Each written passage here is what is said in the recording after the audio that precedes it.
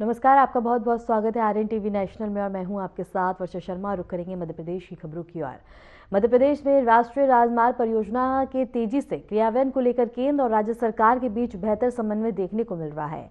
केंद्र सड़क परिवहन एवं राज्य मार्ग मंत्री नितिन गडकरी की अध्यक्षता में नई दिल्ली में आयोजित मध्य प्रदेश की राष्ट्रीय राजमार्ग परियोजनाओं की समीक्षा बैठक में मुख्यमंत्री डॉक्टर मोहन यादव ने सहभागिता की।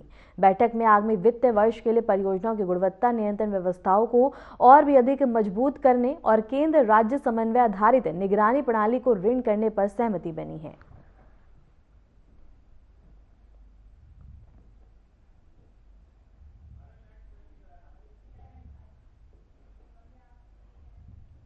मुख्यमंत्री डॉक्टर मोहन यादव ने जयपुर राजस्थान में आयोजित ग्लोबल समिट 2026 में सहभागिता की। Jaipur exhibition and convention centre में आयोजित राजस्थान के तहत हुए इस कार्यक्रम में मुख्यमंत्री ने मध्य प्रदेश स्टेट सेशन में भाग लिया। इस अवसर पर मुख्यमंत्री डॉक्टर मोहन यादव ने मध्य प्रदेश में निवेश, नवाचार, स्टार्टअप्स और औद्योगिक संभावनाओं पर प्रकाश डाला। उन्होंने कहा कि राज्य सरकार उद्यमियों और निवेशकों को अनुकूल वातावरण प्रदान करने के लिए निरंतर प्रयासरत है। मुख्यमंत्री ने डिजिटल तकनीक, स्टार्टअप्स और युवाओं के रोजगार के नए अवसरों को लेकर राज्य सरकार की नीतियों की जानकारी भी साझा की। समिट में देश विदेश से आए उद्यमियों, निवेशकों और उद्योग विशेषज्ञों ने भी भाग लिया।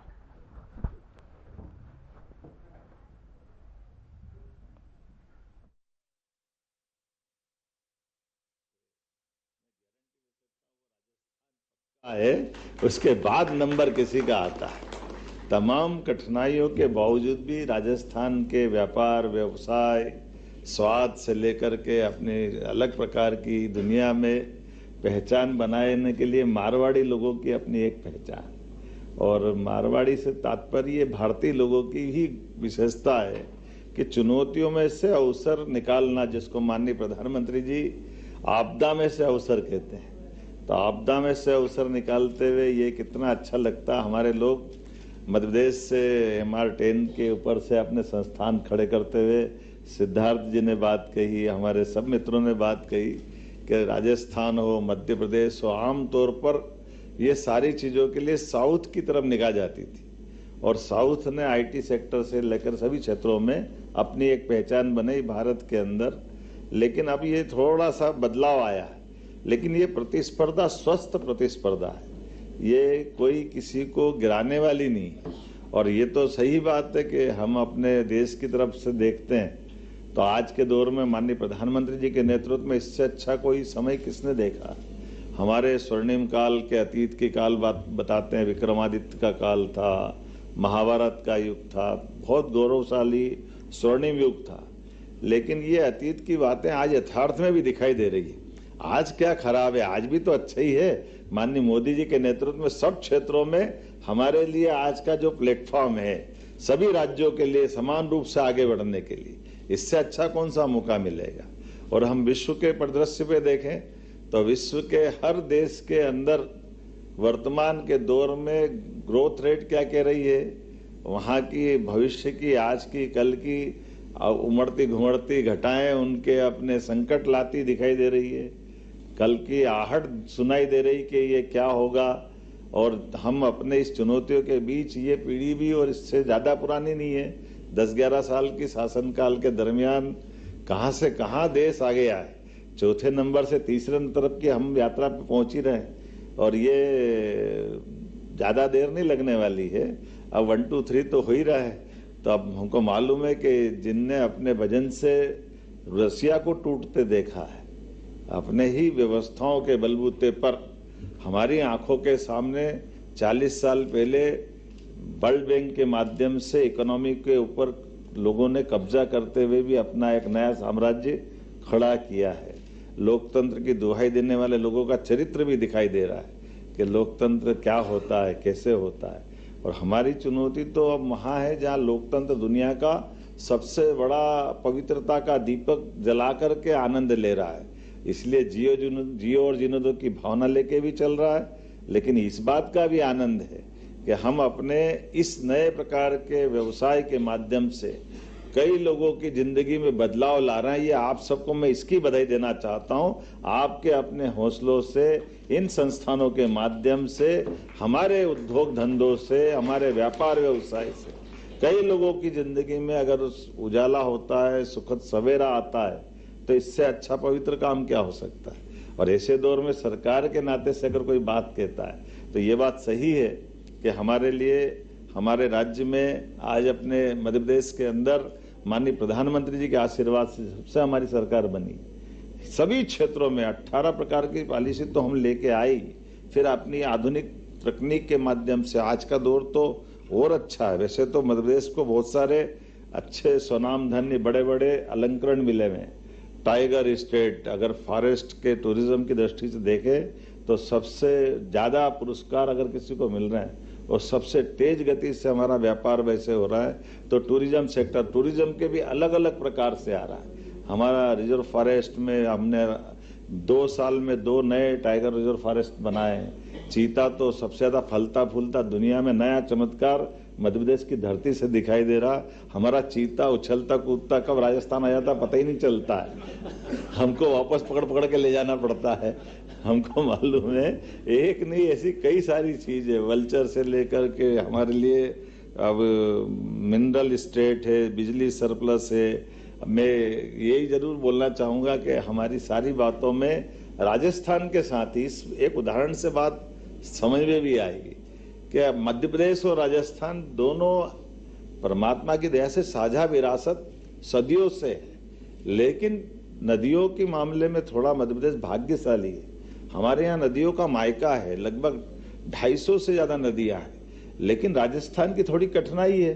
अब ये परमात्मा की लीला है, कोई बात नहीं, लेकिन बहता पानी बहते बहते कहाँ छिपरा का पानी चंबल में, चंबल का पानी यमुना में, यमुना का गंगा सागर में जा रहा, पार्वती काली सिंध इनके सबके समाहित होते हुए यमुना से वो गंगा सागर में जा रहा है और जाते हुए पानी को कोई नहीं रोक पा रहा। लेकिन 25 साल से पानी का झगड़ा राजस्थान से चल रहा है, इनको 5% पानी क्यों दे, नहीं देना चाहिए, देना चाहिए, नहीं देना चाहिए। अब मैं आया सरकार में, हमने माननीय भजन लाल जी के साथ बात की, उन्होंने कहा मोहन जी अगर ये मदद हो जाए तो हमारे 13-14 जिले में, मध्य प्रदेश को तो फर्क नहीं पड़ेगा, लेकिन हमारे तो बहुत सारे जिलों में पीने के पानी से लेकर उद्योग धंधे, भविष्य की संभावनाओं के लिए अच्छा हो जाएगा। हमने कहा बिल्कुल कर देंगे, 5% क्या 7% भी देना हो तो दे देंगे। राजस्थान पाकिस्तान थोड़ी है, हमारा ही तो भाई। हमारे लिए अगर अपने राज्यों के अंदर ये स्वस्थ प्रतिस्पर्धा में सामंजस्य भी चाहिए, सौहार्दता भी चाहिए, परस्पर बंधुभाव भी चाहिए, इसलिए हमने आकर के बैठे। ये बात सही है कि अधिकारी की अपनी कठिनाई होती है और अधिकारी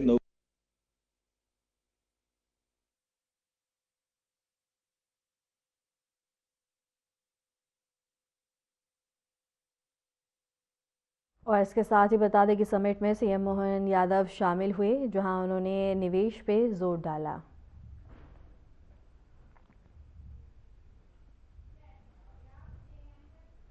मध्य प्रदेश के मंत्री प्रहलाद सिंह पटेल ने वरिष्ठ बीजेपी नेता एवं पूर्व केंद्रीय मंत्री मुरली मनोहर जोशी से उनके आवास पर शिष्टाचार भेंट की। इस दौरान उन्होंने डॉक्टर जोशी को उनके जन्मदिन की शुभकामनाएं दी और उनके दीर्घायु एवं स्वस्थ जीवन की कामना की। मुलाकात के दौरान दोनों नेताओं के बीच सौहार्दपूर्ण बातचीत हुई। प्रहलाद सिंह पटेल ने मुरली मनोहर जोशी के राजनीतिक और शैक्षणिक योगदान की सराहना करते हुए कहा कि उनका मार्गदर्शन देश और पार्टी के लिए सदैव प्रेरणा स्रोत रहा है।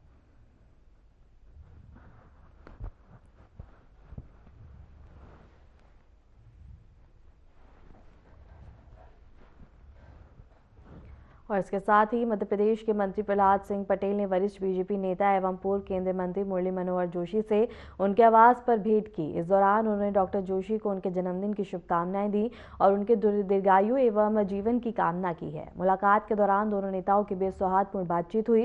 प्रहलाद सिंह पटेल ने मुरली मनोहर जोशी के राजनीतिक योगदान की सराहना करते हुए कहा कि उनका मार्गदर्शन देश और पार्टी के लिए सदैव प्रेरणा स्रोत रहा है।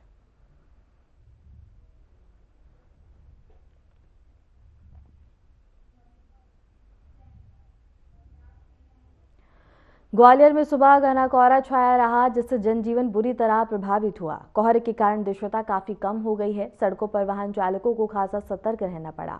सुबह के समय प्रमुख मार्गों पर वाहनों की रफ्तार धीमी दिखी है। मौसम विभाग के अनुसार तापमान में गिरावट के साथ कोहरे की स्थिति बनी हुई है। अगले कुछ घंटों तक कोहरा बने रहने की संभावना जताई गई है। प्रशासन ने वाहन चालकों से सावधानी बरतने और आवश्यक होने पर ही यात्रा करने की अपील की है। और ग्वालियर से ये खबर हम आपको बता रहे हैं, जहां घना कोहरा छाया रहा। सुबह कोहरे से जनजीवन बुरी तरह प्रभावित हुआ है। कोहरे से दृश्यता बेहद कम हो गई है। कोहरे को लेकर प्रशासन अलर्ट मोड में नजर आ रहा है। और इसके साथ ही बता दें कि घना कोहरा होने के कारण दृश्यता बेहद ही कम हो गई है। लोगों को आने जाने में दिक्कतों का सामना करना पड़ रहा है और वाहनों की रफ्तार सड़कों पर धीमी होती हुई नजर आ रही है। और इसके साथ ही बता दें कि ठंड का कहर काफी ज्यादा ग्वालियर में बरपता हुआ नजर आ रहा है। लोग अलाव का सहारा लेते हुए नजर आ रहे हैं और सुबह के समय बेहद ही कोहरा नजर आ रहा है। ग्वालियर में सुबह घना कोहरा छाया रहा, जिससे जनजीवन प्रभावित हुआ है। कोहरे के कारण दृश्यता काफी कम हो गई है। सड़कों पर वाहन चालकों को सतर्क रहना पड़ा है। सुबह के समय प्रमुख मार्गों पर वाहनों की रफ्तार धीमी देखी गई। मौसम विभाग के अनुसार तापमान में गिरावट के साथ कोहरे की स्थिति बनी हुई है। अगले कुछ घंटों तक कोहरा बने रहने की संभावना जताई गई है। प्रशासन ने वाहन चालकों से सावधानी बरतने और आवश्यक होने पर ही यात्रा करने की अपील की है।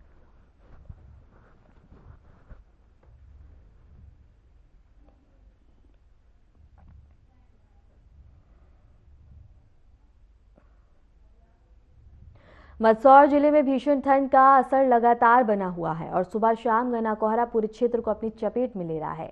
कोहरे के कारण सड़कों पर दृश्यता बेहद ही कम हो गई है, जिससे यातायात प्रभावित हो रहा है। कड़ाके की ठंड के चलते जनजीवन अस्त व्यस्त नजर आ रहा है।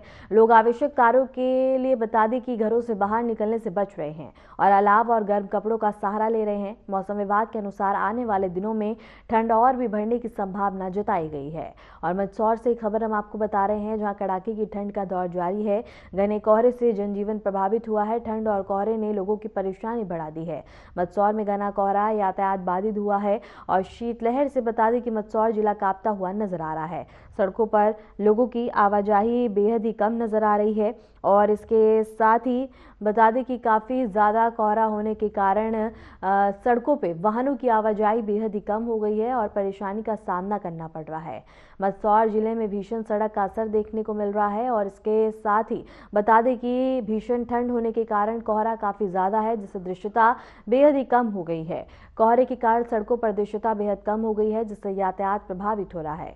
कड़ाके की ठंड के चलते जनजीवन अस्त व्यस्त नजर आ रहा है। लोग आवश्यक कार्यों के अलावा घरों से बाहर निकलने से बच रहे हैं और अलाव और गर्म कपड़ों का सहारा ले रहे हैं।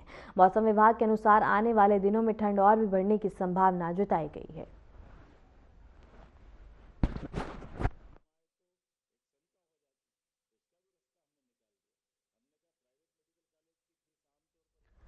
बॉलीवुड अभिनेत्री निर्मित कौर ने महाकालेश्वर मंदिर पहुंचकर प्रसिद्ध भस्म आरती में भाग लिया। ब्रह्मा मुहूर्त में आयोजित इस दिव्य आरती के दौरान उन्होंने विधि विधान से बाबा महाकाल की पूजा अर्चना की और आध्यात्मिक वातावरण में लीन नजर आई।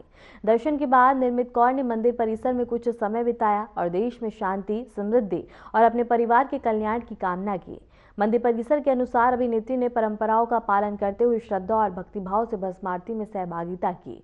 उनके मंदिर आगमन से श्रद्धालुओं में उत्साह देखने को मिला। और उज्जैन से खबर हम आपको बता रहे हैं, जहां अभिनेत्री निर्मित कौर ने भस्म आरती में सहभागिता की है। महाकाल के दर पर पहुंची हैं निर्मित कौर, भक्ति में नील नजर आई हैं और महाकाल दर्शन करने के लिए पहुंची। और इस दौरान बता दें कि श्रद्धालुओं में भी काफी ज्यादा उत्साह देखने को मिला और इस दौरान बता दें कि सभी यहां भक्ति में लीन नजर आए हैं।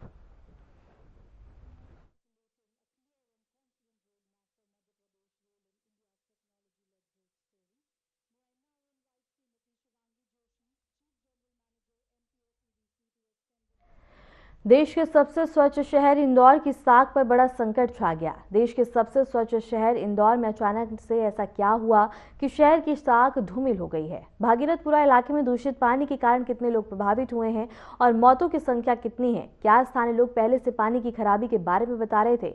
लोगों ने क्या शिकायतें दर्ज कराई और प्रशासन ने क्या कदम उठाए हैं? आइए देखते हैं हमारी खास रिपोर्ट। देश के सबसे स्वच्छ शहर इंदौर की साख पर अब बड़ा संकट छा गया। भागीरथपुरा इलाके में दूषित पानी के कारण अब तक 14 लोगों की मौत हो चुकी है और सैकड़ों लोग बीमार हैं। ये मामला शहर के पानी आपूर्ति और प्रशासन की लापरवाही पे भी सवाल खड़ा करता है। इंदौर के भागीरथपुरा इलाके में दूषित पानी से कम 14 लोगों की मौत हो चुकी है। इन मौतों की जांच की शुरुआती रिपोर्ट में पीने के पानी के सैंपल में ऐसे बैक्टीरिया पाए गए हैं जो आमतौर पर सीवर के पानी में मिलते हैं। इस मामले से जुड़े अधिकारियों ने गुरुवार को यह जानकारी दी। पीड़ितों को उल्टी और दस्त की शिकायत के साथ अस्पताल लाए जाने के 3 दिन बाद यह बात सामने आई। इंदौर में दूषित पानी कांड, बार-बार शिकायत, फरियाद फिर भी बने शिकार। खराब पानी, खतरनाक बैक्टीरिया बना जानलेवा। गली-गली पानी की पाइपलाइन, स्वच्छ पानी नहीं। पानी की समस्या, स्थानीय लोग परेशान। पानी की कमी नहीं, जहरीले पानी से डर। अब पूरे मध्य प्रदेश के लिए बनेगी एसओपी। दरअसल इंदौर के भागीरथपुरा इलाके में दूषित पानी से कई लोगों की मौत और सैकड़ों लोगों के बीमार होने के बाद पानी की जांच रिपोर्ट सामने आई है। इस जांच रिपोर्ट में चौंकाने वाला खुलासा हुआ है और सूत्रों के मुताबिक पानी में वो बैक्टीरिया मिले हैं जो गटर के मलमूत्र में पाए जाते हैं। पानी की जांच कराई गई थी और लैब रिपोर्ट से यह खुलासा हुआ है। एमजीएम मेडिकल कॉलेज की लैब में पानी के नमूनों की जांच हुई। स्थानीय महिला ने कहा कि हमने अधिकारी को कई बार बताया कि पानी में गंदगी है, लेकिन कोई सुनवाई नहीं हुई। अब डर के मारे हम बोतल बंद पानी ही इस्तेमाल कर रहे हैं। ये प्रशासन ने कहा था कि फ्री में इलाज होगा, क्या स्थिति बता दें? 50,000 रुपए जमा करवा के छुट्टी दी है। आपके भी भरते था? अच्छा, साथ में ही थे। हमारी भाभी थे, वो भाभी थे।